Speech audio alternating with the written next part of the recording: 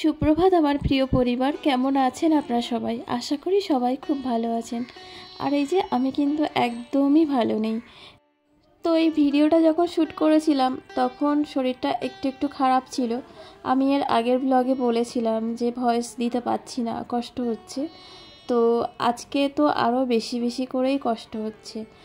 আর শরীর ভালো না থাকলে না ভিডিও শ্যুট করতেও ইচ্ছা করে না, কোনো কিছুই ভালো লাগে না। তো যাই হোক বন্ধুরা, সকালে ঘুম থেকে উঠেই বিছানাটা মোটামুটি গুছিয়ে নিয়েছি, পুজোর দিকে যাব। আর মাসিও এসেছে। ভালোবাসার আগুন গেলে কেন তুমি চলে গেলে, সেই আগুনে জ্বলি আজও আমি। বদলে গিয়েছো সে কি তুমি, ও পিয়া ও পিয়া ও পিয়া। ভালোবাসার আগুন গেলে কেন তুমি চলে গেলে, সেই আগুনে জ্বলি আজও আমি। বুঝলে গেছো সে কি। নমস্কার বন্ধুরা, আমি সুষমা আরও একটা নতুন ব্লগ নিয়ে চলে এসেছি। তো বন্ধুরা, কাছে দূরে দেশ ও দেশের বাইরে যে যেখান থেকে আমার ভিডিওটি দেখছেন, আশা করি আপনারা সবাই খুব ভালো। তো বন্ধুরা, আজ তো মঙ্গলবার, ওই জন্য সকাল সকাল স্নান সেরে নিয়েছি। আর আমি ঘুম থেকে উঠে দেখি পিসি না বাসনগুলো সব মেজে রেখেছে। তো ঠাকুরের বাসনগুলো মাজা হয়ে গেছে, আমাকে আর মাজতে হয়নি, পিসি সব মেজে দিয়েছে। আর এই যে দেখুন লাল টুকটুকে শাড়ি পরেছি, তার কারণ বাবা বজরংবলীর মানে লাল রঙটাও কিন্তু খুব প্রিয়, সেই জন্য। তো যেহেতু এটা মঙ্গলবারের ব্লগ, আর মঙ্গলবারের ব্লগ তো বুধবারে দেব, তো সেই জন্য তো তখনও পর্যন্ত একটু চনমনে ছিলাম। তো সেই জন্য আর কি নিজেই ভয়েস দিয়ে আর কি ভিডিও করেছিলাম। আর তারপরে তো শ্যুট করতেই পারছি না, মাথা তুলতে পারছি না। আর বর্তমান মানে আজকে বুধবার সকাল থেকেই তো আরও শরীর খারাপ। তো গলায় মানে ব্যথা, আর তার সাথে সাথে গলার ব্যথার থেকে আমার বেশি কষ্ট হচ্ছে, গলা খুসখুস করছে। তো যাই হোক বন্ধুরা, তো দেখুন ঠাকুর ঘরে চলে এসেছি। আর পিসি তো আগেই বাসনগুলো মেজে রেখেছিল, তো আগেই বলছিলাম। আর আমি এসে এই যে একটু মানে সেজে গুজে এসে আর কি ইচ্ছে করে মঙ্গলবার দিনটা একটু সুন্দর করে সাজতে। তো সুন্দর করে সাজতে বলতে হালকা লিপস্টিক আর হালকা করে একটু কাজল আর ছোট্ট একটা টিপ, এটাই হলো আমার সাজ। আর এই যে দেখুন বাবু কিন্তু আমাকে ঠাকুরের টিপটাও পরিয়ে দিয়েছে।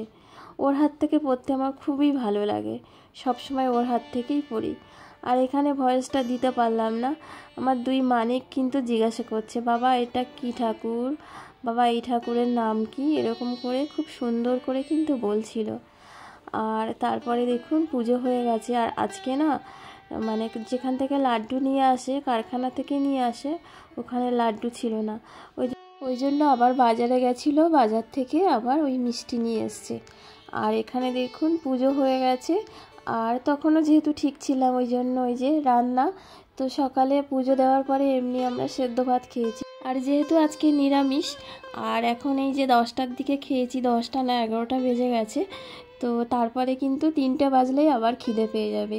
আর সেই সময় যদি মুড়ি চানাচুর ভাজা এসব খাই, তো সেটা কিন্তু শরীরের জন্য ক্ষতি। তো তখন যদি অল্প একটুখানি ভাত খেয়ে নিই তাহলে আর কিন্তু অসুবিধা হবে না, কিন্তু মুড়ি চানাচুর খেলে কিন্তু ক্ষতি হবে। তো সেই ভেবে পিসিকে বললাম লতিগুলো কেটে দাও, আর পিসি কিন্তু লতিগুলো কেটে দিয়েছে। আর অবশ্য আমি এখনও কখনও কিন্তু কচুর লতি কাটিনি, তো মাই কাটে। আর আমার মা যখন ওখান থেকে নিয়ে আসে, মা বাবা সবাই কাটে, কিন্তু এখনও পর্যন্ত কেটে দেখিনি যে কেমনভাবে কাটতে হয় আর কি। তো ভাবছি একদিন এবার থেকে কাটবো, কেটে দেখবো, শিখতে তো হবে। তো এই যে দেখুন পিসি কিন্তু বেশ ভালো করেই মানে সব আঁশ ছাড়িয়ে দিয়েছে, কিছু কিছু জায়গায় রয়ে গেছে এখন দেখতে পাচ্ছি। তো উনি অত নিখুঁতভাবে কি আর করতে পারে, বয়স হয়েছে, তাই নিচে ওইভাবে বসে বসে করে দিয়েছে, এটাই অনেক। আর এই যে সর্ষেটা কিন্তু আমি বাটছিলাম। তো ওই যে বললাম শরীরটা তো কাল থেকেই খারাপ ছিল, আজ বুধবার, একটু পরেই ভিডিওটা আপলোড হবে, এখন ভয়েস দিচ্ছি, এখন তো অনেক বেশি শরীরটা খারাপ, কিন্তু কালকে তখনও খারাপ ছিল। তো পিসি বললো তুমি সরে যাও, আমি বেটে দিচ্ছি। আর এটা কিন্তু লাল সর্ষে, তো কচুরলতিতে কিচ্ছু দিইনি, শুধু সর্ষের তেল আর কালো জিরে দিয়ে বসিয়ে দিয়েছিলাম। আর যে সর্ষে বেটে দিয়েছে সেই সর্ষের সাথে একটু জল দিয়ে আর তার উপরে দিয়ে দিয়েছি। আর এটা কিন্তু ঘাঁটেনি সেরকম, এরকম বেশ গোটা গোটা, তবে কিন্তু সব সেদ্ধ হয়ে গেছে। আর খেতে কিন্তু ভালো হয়েছিল। উপর থেকে একটু কাঁচা সর্ষের তেল দিয়ে দিয়েছিলাম আর একটু কাঁচা লঙ্কা।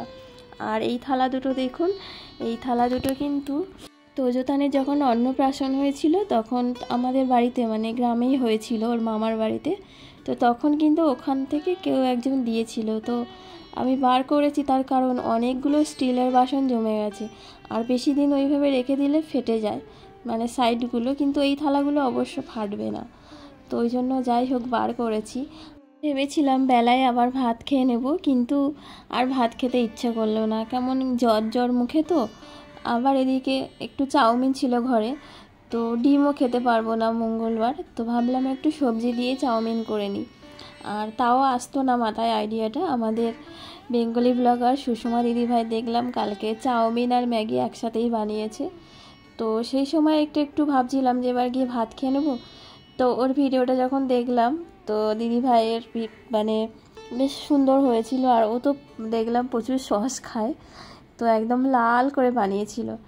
আর আমি এই যে দেখুন একটু নকল বিনস, মানে বরবটি আর একটু গাজর তো ঘরে থাকে সব সময়, গাজর দিয়ে সাদা চাউমিন বানিয়ে নিয়েছি ডিম ছাড়া, কিন্তু খেতে বেশ ভালোই হয়েছিল, খারাপ হয়নি। আর এখানে চা করে নিয়েছি। তো চা আর চাউমিন এই হলো আজকে সন্ধ্যার টিফিন। আর এখন তোজো আর তানকে নিয়ে একটু বসবো, পড়াতে বসবো। রান্না হয়ে গেছে, রাতে সেরকম কিছু রান্না হয়নি, সিম্পল রান্না। কারণ নিরামিষ দিনে তো মানে একটু সেদ্ধ ভাতই যেন আমার বেশি ভালো লাগে, আমার কি আমাদের বাড়িতে সবারই ভালো লাগে, তো সেটাই করা হয়েছে। আর লতির তরকারিটা তো আছে, ওটা খাওয়া হয়নি, ওটা করা ছিল। তো যাই হোক বন্ধুরা, সবাই খুব ভালো থাকুন, তো সুস্থ থাকুন। আর আমি জানি না, মানে ওষুধ খেয়েছিলাম গতকাল রাতে, তো এখন আবারও ওষুধ খেতে হবে। তো যদি শরীর ভালো থাকে, যদি একটু সুস্থ হই, তাহলে অবশ্যই আগামীকাল আবার নতুন ব্লগ নিয়ে আসব। তো সবাই ভালো থাকুন, আসি তাহলে আজকে, বাই।